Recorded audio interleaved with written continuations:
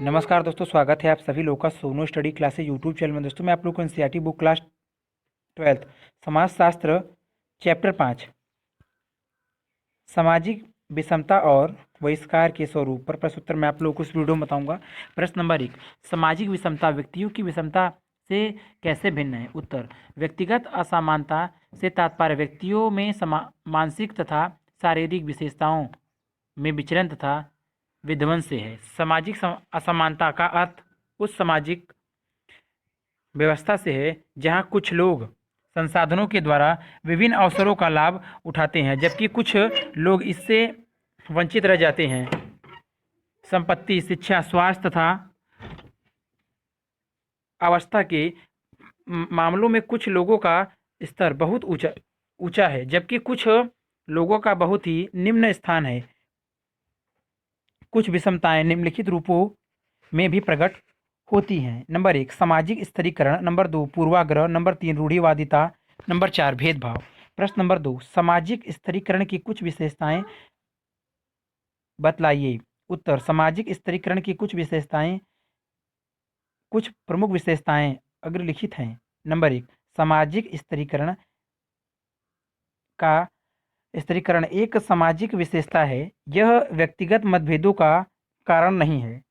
यह एक सामाजिक व्यवस्था है जिसके अंतर्गत समाज के विभिन्न वर्गों में विषमता फैलती है। उदाहरण के तौर पर तकनीकी रूप से अधिकांश आदिम समाज में, जैसे कि शिकारी या संग्रहकर्ता समाज में, बहुत ही कम उत्पादन होता था। अतः वहाँ केवल प्रारंभिक सामाजिक स्तरीकरण ही मौजूद था।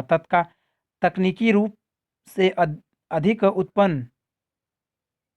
उन्नत समाज में, जहाँ लोग अपनी मूलभूत आवश्यकताओं से अधिक उत्पादन करते हैं, सामाजिक संसाधन विभिन्न सामाजिक श्रेणियों में असमान रूप से बटा होता है। इसका लोगों की व्यक्तिगत क्षमता से कोई संबंध नहीं होता है।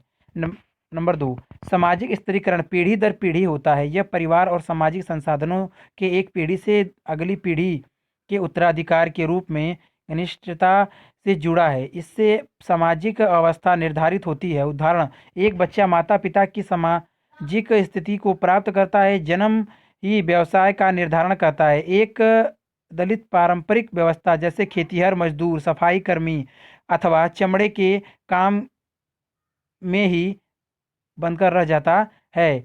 उसके पास ऊंची तनख्वाह की सफ़ेदपोश नौकरी के अवसर बहुत ही कम होते हैं। सामाजिक अपमानता का प्रदंत पक्ष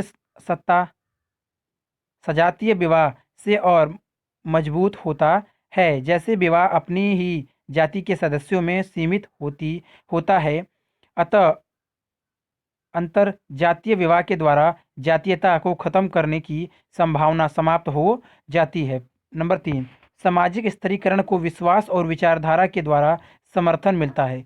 कोई भी व्यवस्था तब तक पीढ़ी दर पीढ़ी नहीं चल सकती जब तक कि इसे विश्वास के माप से न देखा जाए। उदाहरण, जाति व्यवस्था को शुद्धता के आधार पर नियोजित ठहराया जाता है, जिसमें जन्म और व्यवसाय की बदौलत ब्राह्मणों को सबसे ऊंची स्थिति तथा दलितों को सबसे निम्न स्थिति दी गई है। हालांकि हर कोई असमानता की स्थिति व्यवस्था को ठीक मानता है। ऐसा नहीं है। वह लोग जिन्हें अधिक सामाजिक अधिकार प्राप्त है वही इस सामाजिक व्यवस्था का समर्थन करते हैं। जैसे लोग जो इस अधिक्रम में सबसे नीचे हैं और इसके कारण बहुत अपमानित तथा शोषित हुए हैं, वही इसे सबसे अधिक चुनौती दे सकते हैं।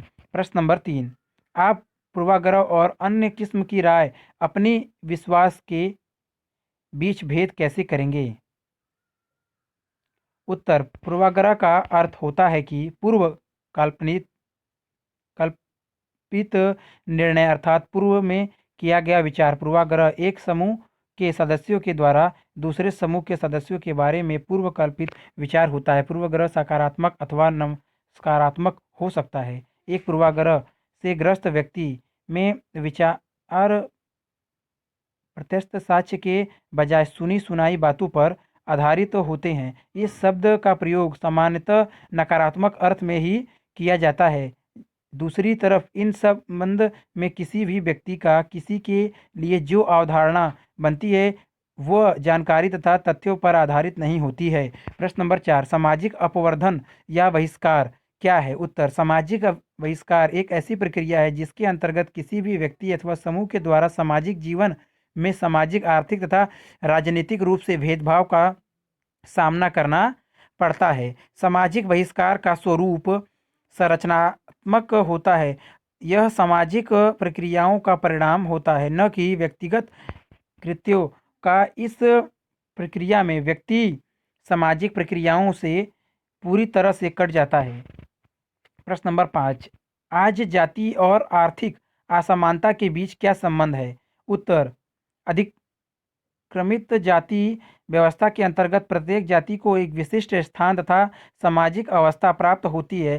सामाजिक तथा जातिगत अवस्था तथा आर्थिक अवस्था के बीच गहरा संबंध होता है। उच्च जातियों की आर्थिक अवस्था भी अच्छी होती है, जबकि निम्न जातियों की आर्थिक स्थिति खराब होती है।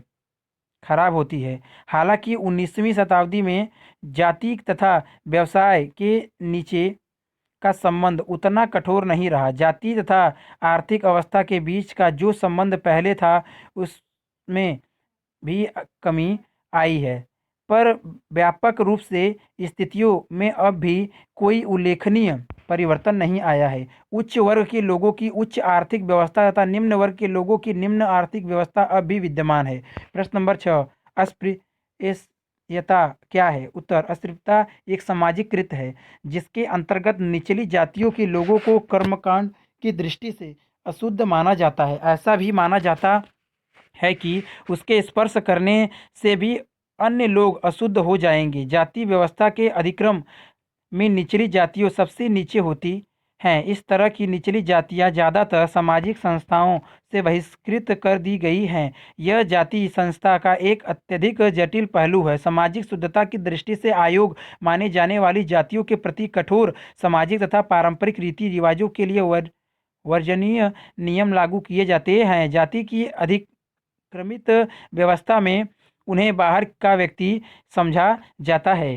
प्रश्न नंबर 7, जातीय विषमता को दूर करने के लिए अपनाई गई कुछ नीतियों का वर्णन करें। उत्तर, राज्य स्तर पर अनुसूचित जाति जनजाति के लिए विशेष योजनाएं बनाई गई हैं। इसके साथ व्यापक स्तर पर भेदभाव किए जाने के कारण इन जातियों के लिए विशेष प्रावधान किए गए हैं। अन्य पिछड़ी जाति ओबीसी को भी इस प्रकार के विशेष प्रावधानों में शामिल किया गया है। अस्पृश्यता की रोकथाम तथा उसे समाप्त करने के लिए जो कानून बनाए गए हैं वह निम्नलिखित है। नंबर 1, जाति नियोग्यता निवारण अधिनियम 1850। इस अधिनियम में यह व्यवस्था की गई है कि केवल धर्म या जाति के आधार पर ही नागरिकों के अधिकारों को कम नहीं किया जा सकता। यह अधिनियम दलितों को विद्यालयों में प्रवेश की अनुमति देता है।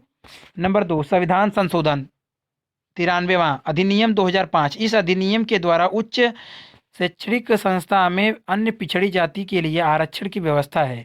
नंबर 3, अनुसूचित जाति अनुसूचित जनजाति अत्याचार निवारण अधिनियम 1983। इस अधिनियम में अस्पृश्यता का उन्मूलन, अनुच्छेद 17 तथा आरक्षण का प्रावधान है।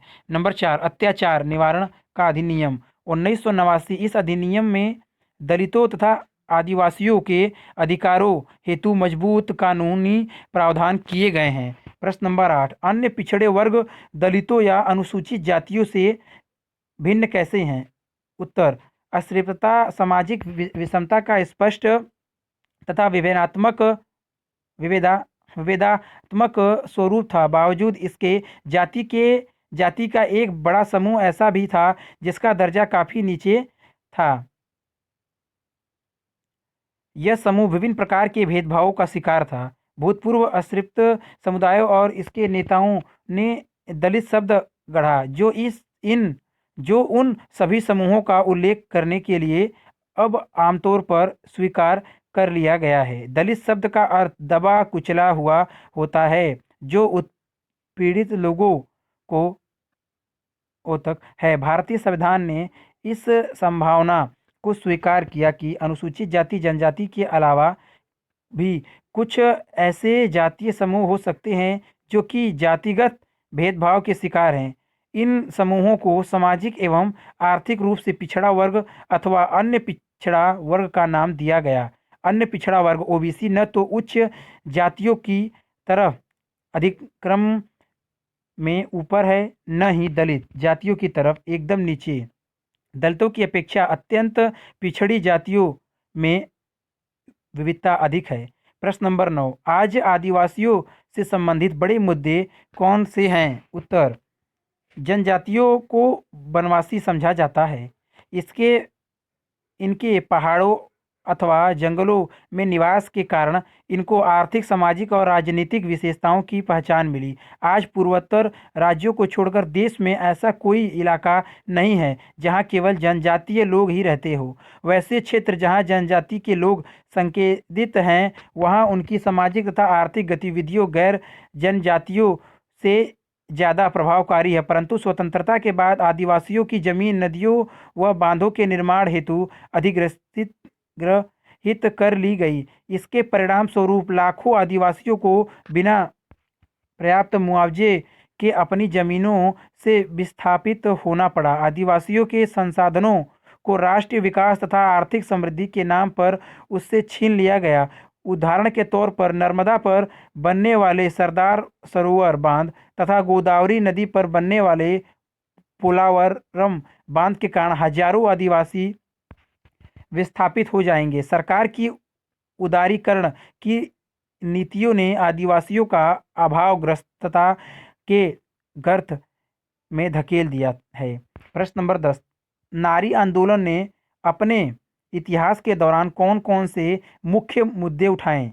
उत्तर, विद्वानों तथा समाज सुधारकों ने यह प्रदर्शित किया कि स्त्री पुरुषों के बीच असमानता प्राकृतिक होने के बजाय सामाजिक है। 19वीं शताब्दी में स्त्रियों से संबंधित प्रश्न जोर शोर से उठाए गए। राजा राम मोहन राय ने सामाजिक धार्मिक दशाओं तथा स्त्रियों की दुरावस्था में सुधार के लिए बंगाल में प्रयास किए। उन्होंने सती प्रथा के विरुद्ध अभियान चलाया। यह पहला ऐसा स्त्रियों से संबंधित मुद्दा था जो लोगों के ध्यानार्थ लाया गया।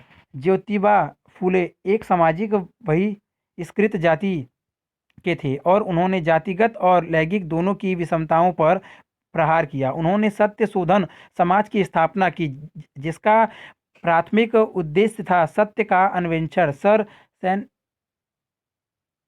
सैयद सर सैयद अहमद खान ने मुस्लिम समुदाय के कल्याण हेतु कदम उठाए। वह लड़कियों को घर की सीमा में रहते हुए ही शिक्षा के हिमायती थे। वह लड़कियों को शिक्षित करना चाहते थे, किंतु धार्मिक सिद्धांतों के दायरे में रहकर ही वह लड़कियों को घर में स्वतंत्रता तथा गृह कार्य में सुशिक्षिता करना चाहते थे।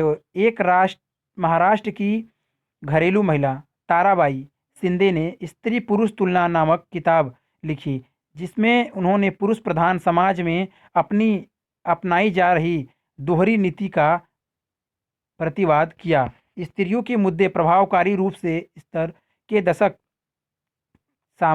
में सामने आए। स्त्रियों से संबंधित ज्वलंत मुद्दों में पुलिस कस्टडी में महिलाओं के साथ बलात्कार, दहेज हत्याएं तथा लैंगिक असमानता इत्यादि प्रमुख थे। इधर नई चुनौतियां लड़कियों के जन्म दर में अत्यधिक कमी के रूप में सामने आई, जो सामाजिक विभेद का ओतक है। प्रश्न नंबर 11, हम यह किसे अर्थ में कह सकते हैं कि असमता जितना शारीरिक है उतनी ही सामाजिक भी? उत्तर, असमता लोग इसलिए नहीं संघर्ष कर रहे कि वह भौतिक अथवा मानसिक रूप से चुनौतीग्रस्त हैं, बल्कि इसलिए कि समाज कुछ इस रीति से बना है कि वह उसकी ज़रूरतों को पूरा नहीं करता। भारतीय संदर्भ के नियोक्ता आंदोलन की अग्रणी विचारक अनीता धई का मत है कि नियोक्ता की तुलना राल्फ एलिसन के इनविजिबल मैन की स्थिति से की जा सकती है, जो कि अमेरिका में रहने वाले अफ्रीकी अमेरिकियों के विरुद्ध नस्लवाद का एक खुला अभियोग्य पत्र है। नियोक्ता अक्षमता के कुछ सामान्य लक्षण निम्नलिखित हैं। नंबर 1, जब भी कभी कोई अक्षम पुरुष स्त्री के साथ कोई समस्या आती है तो यह मान लिया जाता है कि यह समस्या उसकी अक्षमता के कारण ही उत्पन्न हुई है। नंबर 2, अक्षमता जो एक जैविक कारक के रूप में समझा जाता है। नंबर 3, अक्षम व्यक्ति को हमेशा एक पीड़ित व्यक्ति के रूप में देखा जाता है। नंबर 4, यह मान लिया जाता है कि अक्षमता उस व्यक्ति के प्रत्यक्ष ज्ञान से जुड़ी है। नंबर 5, नियोग्यता का विचार यही दर्शाता है कि नियोग्य अक्षम्य व्यक्तियों को सहायता की आवश्यकता है। भारतीय संस्कृति में शारीरिक पूर्णता का आदर किया जाता है तथा शारीरिक पूर्णता न होने की स्थिति को अवमान्यता, दोष और खराबी का लक्षण माना जाता है। इस स्थिति में पीड़ित अक्षम व्यक्ति को बेचारा कहकर संबोधित किया जाता है। इस तरह की सोच को मूल कारण वह सांस्कृतिक अवधारणा है जो कि अक्षम शरीर को भाग्य की परिणाम मानती है। इसके लिए भाग्य को दोषी ठहराया जाता है तथा पीड़ित को इसका शिकार माना जाता है। यह आम धारणा है कि अक्षमता पिछले कर्मों का फल है तथा इससे छुटकारा नहीं पाया जा सकता। भारतीय सांस्कृतिक संरचना में अक्षमता को व्यक्ति विशेष में स्वयं को कृत्य का परिणाम माना जाता है जिसे उसे हर पल में भुगतना पड़ता है। पौराणिक कथाओं में अक्षम व्यक्तियों के चरित्र को बहुत ही नकारात्मक रूप से प्रस्तुत किया गया है। अक्षमता इन सभी अवधारणाओं को चुनौती प्रदान करता है। अक्षम व्यक्ति अपनी जैविक अक्षमता के कारण विकलांग नहीं होते बल्कि समाज के कारण होते हैं। अक्षमता के संबंध में सामाजिक अवधारणा का एक और पहलू भी है। अक्षमता तथा गरीबी के बीच गहरा संबंध होता है। कुपोषण, लगातार बच्चों को जन्म देने के कारण कमजोर हुई माताएं, अपर्याप्त प्रतिरक्षण कार्यक्रम, भीड़-भाड़ वाले घरों में होने वाली दुर्घटनाएं, यह सब गरीब लोगों की अक्षमता के कारण बनते हैं। इस तरह की घटनाएं सुविधाजनक स्थितियों में रहने वाले की अपेक्षा गरीब लोगों में अधिक होती है। अक्षमता के कारण समाज से कट जाने तथा आर्थिक तंगी से न केवल व्यक्ति को बल्कि उसके परिवार को भीषण गरीबी का सामना करना पड़ता है। व्यापक शैक्षणिक विमर्शों में अक्षमता को मान्यता नहीं दी गई है। ऐतिहासिक तथ्यों से यह प्रमाणित होता है कि शैक्षणिक संस्था में अक्षमता के मुद्दे को दो भिन्न भिन्न धाराओं में बांट दिया गया है। एक धारा अक्षम छात्रों के लिए है तथा दूसरी धारा अन्य छात्रों के लिए। अक्षम लोगों को शैक्षिक विमर्शों में शामिल करने की विचारधारा अभी भी प्रायोगिक प्रक्रिया में है, जो कि कुछ सरकारी स्कूलों तक ही सीमित है। अगर वीडियो अच्छी लगी तो वीडियो को लाइक करें, शेयर करें, कमेंट करें और नेक्स्ट वीडियो के लिए चैनल को सब्सक्राइब जरूर करें। Thank you for watching.